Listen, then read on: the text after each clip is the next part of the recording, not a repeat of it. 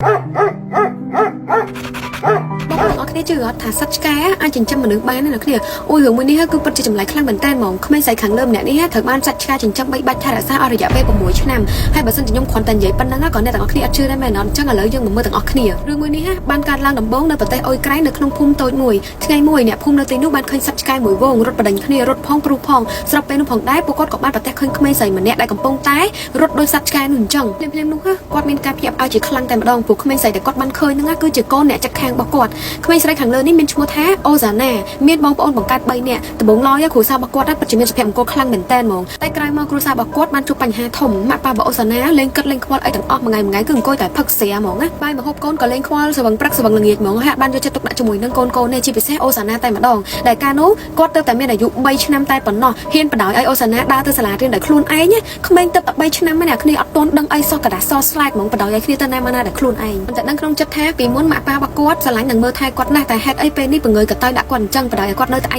ងអត់វាវល់មួយគាត់សោះអញ្ចឹងរហូតដល់ល្ងាចមួយអូសាណាគាត់នៅក្រៅលេងហើយម៉ាក់ប៉ារបស់គាត់វិវក់នឹងការញ៉ាំស្រាអត់បានចាប់អារម្មណ៍ថាកូនរបស់ខ្លួនឯងនៅក្រៅផ្ទះទេដល់តែយប់ឡើងគាត់បានចាក់សោទ្វារផ្ទះនឹងបិទចិត្តតែម្ដងហើយចាំពេលនោះផងដែរអាកាសធាតុនៅខាងក្រៅហ្នឹងគឺវាពិតជាត្រជាក់ខ្លាំងមែនតើហ្មងអូសាណាយំផងស្រីផងនៅមុខផ្ទះតែម៉ាក់ប៉ារបស់គាត់ហ្នឹងឡើងតែស្រវឹងគឺអត់បានឮពីសំឡេងរបស់កូនយំទៅហោស្រេចនៅមុខផ្ទះហ្នឹងទេព្រោះកូនរបស់គាត់នៅខាងក្រៅត្រជាក់ល្ងាក្មេងទៅតែ3ឆ្នាំណាគ្នាបិទទ្វារចាក់សោគ្នានៅក្រៅអាកាសធាតុនៅខាងក្រៅគឺត្រជាក់ខ្លាំងមែនតើហ្មងហើយគ្នាមានមធ្យោបាយទេភ្លាមៗនោះអូសាណាគាត់បានឃើញនៅខាងមុខរបស់គាត់ហ្នឹងមានធុងឆ្កែមួយដែលគាត់ទ្រាំលេងបានគាត់ក៏បានវាចូលទៅក្នុងធុងមួយនោះដើម្បីឲ្យមានភាពកក់ក្ដៅបន្តិចអញ្ចឹងណាហើយធុងមួយហ្នឹងគឺសម្បូរទៅដោយសត្វឆ្កែប៉ុន្តែអូសាណាគឺពិតជាសំណាងខ្លាំងមែនតើហ្មងដែលធុងឆ្កែដែលគាត់បានវាចូលទៅហ្នឹងសុទ្ធតែជាឆ្កែដែលស្លូតហើយគាត់ក៏បានកេងលងលក់ទៅលើខ្លួនរបស់សត្វឆ្កែទាំងអស់នោះហើយពេលដែលភ្ញាក់ឡើងពេលព្រឹកណាអូសាណាក៏បានព្យាយាមនិយាយលេងជាមួយនឹងសត្វឆ្កែមួយហ្នឹងអ្នកគ្នាដឹងឲ្យក្មេងតែ3ឆ្នាំគ្នាអត់មានដឹងអីទេអញ្ចឹងឃើញឆ្កែក៏លេងមួយឆ្កែអញ្ចឹងណាធម្មតាអ្នកគ្នាសត្វឆ្កែដូចមានញៀនអញ្ចឹងតែមានគេតែនិយាយលេងមួយវាគឺវាលេងបន្លាញប៉ុណ្ណាវិញជាមួយនឹងអូសាណាហើយអាចធ្វើឲ្យអូសាណាមាន feel មួយថាសត្វឆ្កែហ្នឹងណាគ្រាន់បើជាងម៉ាក់ប៉ារបស់គាត់ដែលបង្ងើបបង្កោយអត់ខ្វាយខ្វល់មួយគាត់សោះហើយបន្ទាប់ពីអូសាណារស់នៅក្នុងទ្រុងហ្នឹងអស់រយៈពេលប្រហែលថ្ងៃមកគាត់ចាប់ផ្ដើមរៀនតាមសត្វឆ្កែហ្នឹងទាំងអស់ហ្មងគាត់បានរៀនព្រុសតាមនិងរត់ជើង4ដូចសត្វឆ្កែទាំងអស់ហ្មងណា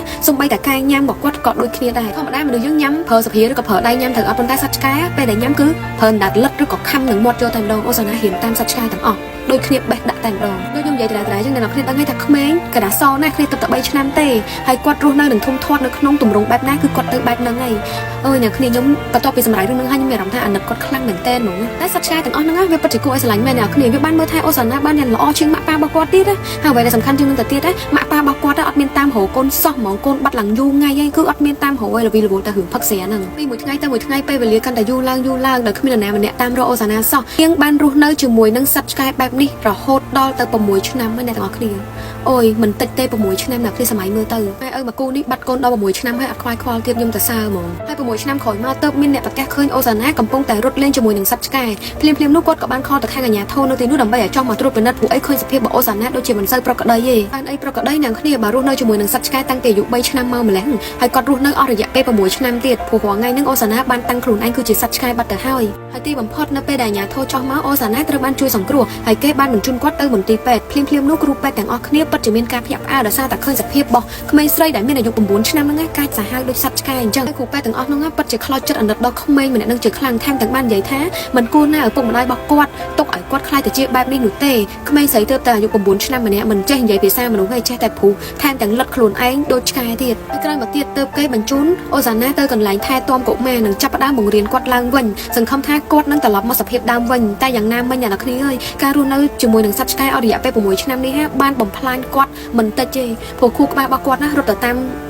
មកាយវិការបោះសត្វបាត់ទៅហើយជាមួយនឹងសម្ដីអីទង្វើអីគឺបោះសត្វទាំងអស់ហើយវាបំផ្លាញគាត់តែម្ដងទោះបីជាគេខំប្រៀនគាត់យ៉ាងណាក៏ដោយក៏ feeling គាត់ដូចសត្វចឹងណាគ្នាប្រាជ្ញាគាត់ចាប់ដើមអន់ខ្សោយហើយបន្ទាប់ពីបងប្អូនទាំងគ្នាបានស្ដាប់រឿងនេះហើយមានអារម្មណ៍យ៉ាងណាដែរបើសម្រាប់ខ្ញុំវិញខ្ញុំគិតថាការដែលគាត់រស់នៅជាមួយនឹងសត្វឆ្កែអស់រយៈពេល6ឆ្នាំហ្នឹងគឺជាការបំផ្លាញគាត់ដ៏ធំក៏ពិតមែនប៉ុន្តែវាគឺជារឿងល្អសម្រាប់គាត់វិញដោយសារអីអ្នកទាំងគ្នាបើកាលពី6ឆ្នាំមុនណាគាត់បានរស់នៅក្នុងទ្រុងឆ្កែហ្នឹងឯងប្រហែលជាគាត់ត្រូវល្ងីស្លាប់នៅក្រៅផ្ទះបាត់ទៅហើយចឹងអ្នកទាំងគ្នាគិតបែបណាដែរ comment ខាងក្រោមទាំងអស់